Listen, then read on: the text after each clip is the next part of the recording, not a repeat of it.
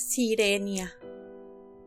Había una vez un buque de pasajeros, lujoso y enorme, que llevaba a bordo a más de 2000 personas, y ninguna de esas personas sabía que había pagado por un destino que no era el que el crucero les prometió, sino uno diferente, un destino desconocido.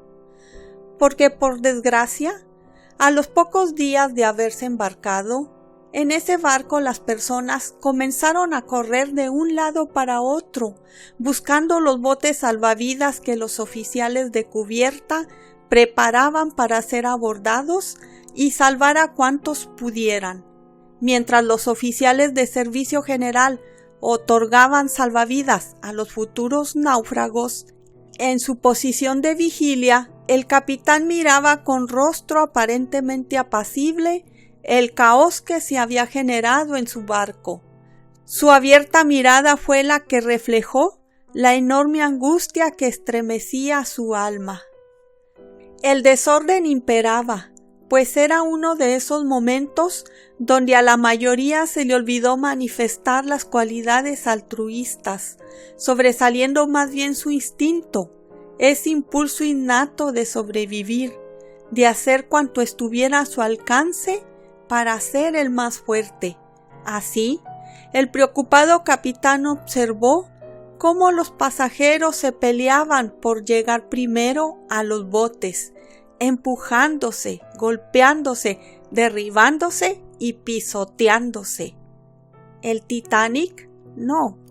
El Titanic, así como muchas otras embarcaciones, tanto de pasajeros como mercantiles y de pesca, ya habían tenido su momento de ser reclamados por el helado abismo del océano, que se valía de sus incontables toneladas de agua salada en forma de fuertes y agitadas olas para golpear e introducirse por la herida del enorme crucero que había sido requerido para adornar las entrañas acuíferas. El daño del enorme barco se había generado en el departamento de máquinas, una incomprensible explosión que habría sacudido en misericordia al navío, comenzando en ese instante el pánico y agravándose a medida que la embarcación era inundada sin que nadie pudiera evitarlo. ¿Música a bordo en ese momento? Sí.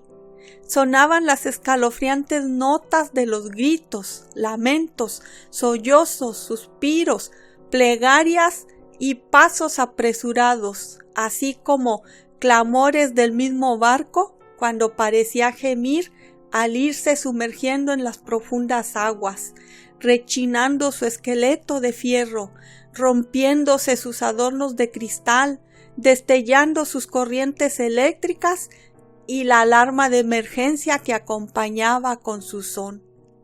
Y entre la muchedumbre que trataba de salvarse, estaba una familia formada por una madre y 2 hijas. La más pequeña tenía 8 años, y en ese instante iba de la mano de su hermana mayor, que tenía 19 años. Las hijas corrían al lado de la madre, guiándose por las voces de los oficiales que gritaban: «Niños y mujeres, niños y mujeres», pero siempre que llegaban a un bote, este ya estaba ocupado en su máxima capacidad, o eso les decía el oficial a cargo, así que estaban yendo de un lado a otro en cubierta, desesperadas por conseguir un lugar en los navíos más pequeños. Sin embargo, estos estaban agotándose y todavía había muchas personas en el barco.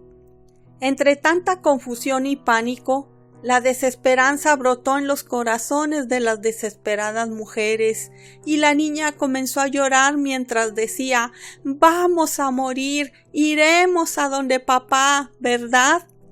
Afectada por el llanto de su hermanita, la mayor dijo, convenciéndose a sí misma: «Claro que no, vamos a estar bien». Así, aunque les resultó difícil llegar a otro bote, el último ya de hecho lo consiguieron. Como sucedió en cada bote, las personas se apretujaron queriendo subir todas, pero igual que las demás, Esa nave salvavidas ya estaba casi al tope y algunas personas se lanzaron al bote sin que les importara si llegaban o no. En el último caso, cayendo al agua, por lo que el oficial encargado decidió dar la orden de que bajaran al navío al agua, ya que los compañeros que intentaron contener a las personas para que no saltaran o invadieran el bote, no pudieron contra tanta gente.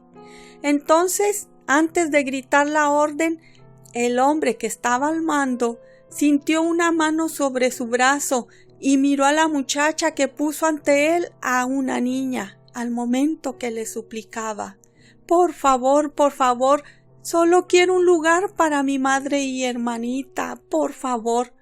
El hombre tomó a la niña y la hizo subir al bote.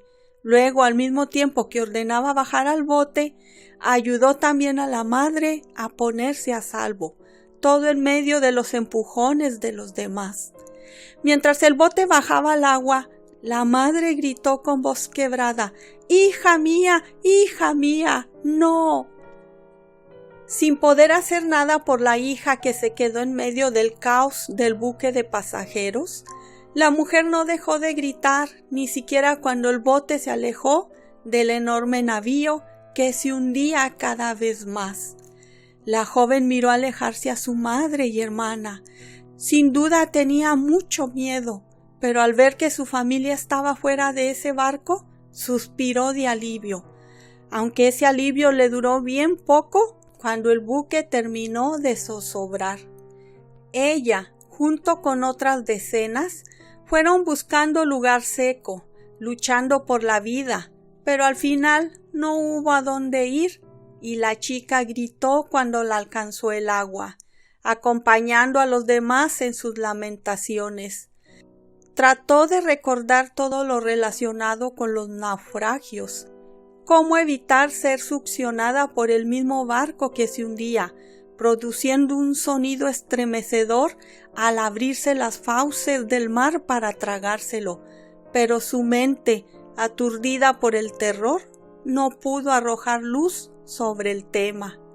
Contuvo el aire mientras era sumergida y, desesperada, pataleó y manoteó tratando de volver a la superficie, pero una fuerza contra la que no pudo luchar la jaló hacia las profundidades. El agua salada escoció sus ojos al mantenerlos abiertos para mirar a otros pasajeros en el intento de luchar contra la potencia que los llevaba al abismo. La desesperación llegó a su límite cuando sintió que se acababa el aire de sus pulmones. Se llevó las manos a la boca y nariz para presionar y evitar gritar o respirar mientras seguía hundiéndose. Abajo, la luz del sol comenzó a escasear, la presión en su cuerpo aumentó y su cabeza palpitó. Pataleó desesperada contra la fuerza aquella que no la soltaba, y la frialdad que la envolvió fue insoportable. Se nubló su sentido, pero siguió luchando por volver arriba. Sin embargo, sus manos dejaron de presionar y su deseo por conseguir oxígeno la hicieron retomar la acción de respirar. Se llenó de agua y fue una sensación espantosa, dolorosa y desesperada a medida que caía en un enorme vacío, oscuro y frío. Entonces la muerte se apiadó de ella, liberándola de su tormentoso martirio. Porque había muerto, estaba segura. Entonces, ¿por qué recobró la conciencia? Estaba oscuro y también continuaba bajo el agua, pero ya no estaba ahogándose, tampoco le dolía nada, ni había esa desesperación por conseguir aire para respirar, porque estaba respirando. ¿Qué era todo aquello? ¿Una pesadilla? ¿Estaba todavía en el buque y solo había soñado que naufragaban y se ahogaba? Pero no, porque podía sentir bajo su espalda el fondo, pues estaba acostada sobre la suave arena que tanteó con sus manos cuando las movió para explorar en esa oscuridad que la rodeaba. Sin embargo, no sintió frío ni miedo. Tanto la frialdad como el terror anterior se habían esfumado, y ahora lo que sentía era una irrefrenable curiosidad que la hizo sentarse, y al hacerlo sintió ondear sus largos cabellos en el agua, los que se movieron de manera rítmica, subiendo y bajando, acariciando su rostro y el cuello al mover la cabeza. Comenzó a flotar, flexionó las piernas, pero las notó extrañas, muy ligeras, y al movimiento no fue de dos, sino de una sola pierna. Así que se llevó las manos abajo, tocando primero la falda del vestido, que se levantaba al antojo de una ligera corriente submarina. Entonces sintió que el vestido le estorbaba y se lo quitó, notando con la acción que también sus manos se sentían extrañas. Así que cuando se hubo despojado de la prenda de vestir, se las tocó, las manos, una contra la otra, y fue ahí cuando un repentino temor la sobrecogió. Sus manos no eran sus manos, o sí, porque ella las tenía, pero sus dedos ya no estaban separados, sino que una delgada, pero resistente piel se había incorporado entre estos, comunicándolos entre sí. Lanzó un pequeño grito de sorpresa, luego volvió su atención a las piernas cuando descubrió que ya no era un par, sino una, y al ir tocando hacia abajo, encontró con que terminaba en una gruesa pero liviana cola, como la de un pez o de una ballena, algo parecido. El descubrimiento fue demasiado. Gritó, impactada por el miedo, y se movió con frenesí deseando despertar, pero en vez de eso, su grito sonó a sus oídos muy fino, diferente a cualquier sonido humano que conociera. Y entonces algo relumbró en la oscuridad.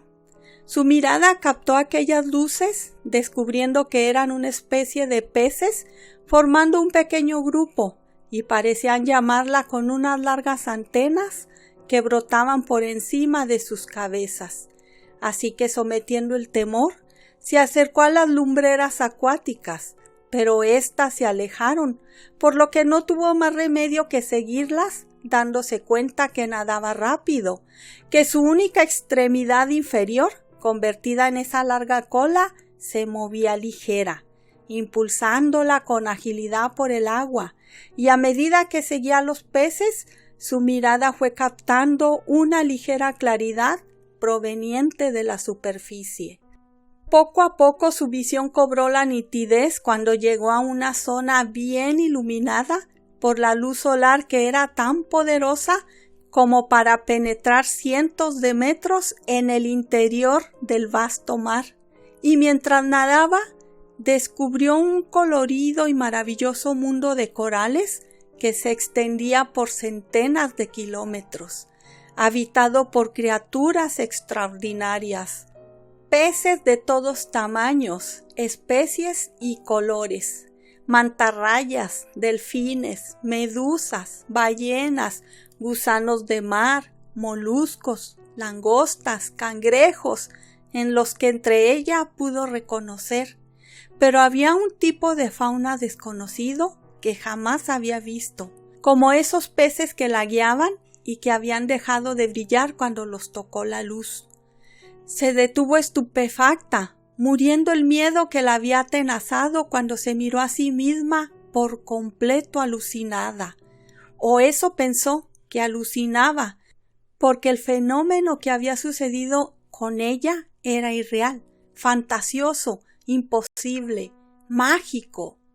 Se miró la extremidad inferior, una sola que nacía desde su cintura y que culminaba en una hermosa aleta que tenía la forma de corazón, tomando el lugar que le correspondía a los pies, y notó que era de un rojo intenso, como su cabello, y a lo largo había finas líneas de otros colores, azul, morado y verde, y la combinación lucía hermosa.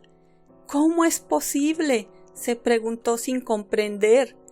Entonces volvió a sentir el llamado de aquellos peces con antenas que eran de vistosos colores también, por lo que la urgió la necesidad de continuar persiguiéndolos. Así que eso hizo. Se dejó guiar mientras la sensación de estupor se convirtió en una de placer, pues disfrutó de nadar. El poder desplazarse de esa manera en el fondo del mar, sin ahogarse y sin miedo, la emocionó, pues se percató que era una con el mar y su comunidad. Como pez en el agua, pensó, y ante el pensamiento sonrió, porque eso era ella, una especie de pez, una sirena, mejor dicho, una criatura mitológica que no era única, pues al llegar al lugar al que los peces la llevaban, descubrió una enorme ciudad construida con los corales más bellos, y ahí estaban los demás, sirenas y tritones que parecían estarla esperando, y fue entonces que lo supo, porque así como ella, estaban llegando otros que reconoció del naufragio. Todos los recién llegados se habían hundido junto con el barco, pero ahí estaban, formando parte del mar, ese majestuoso y poderoso océano que se había cobrado con sus vidas humanas, pero otorgándoles otra para convertirlos en sus hijos, brindándoles protección y seguridad ahí, en esa ciudad oculta. Sirenia, el imperio de las sirenas. Fin.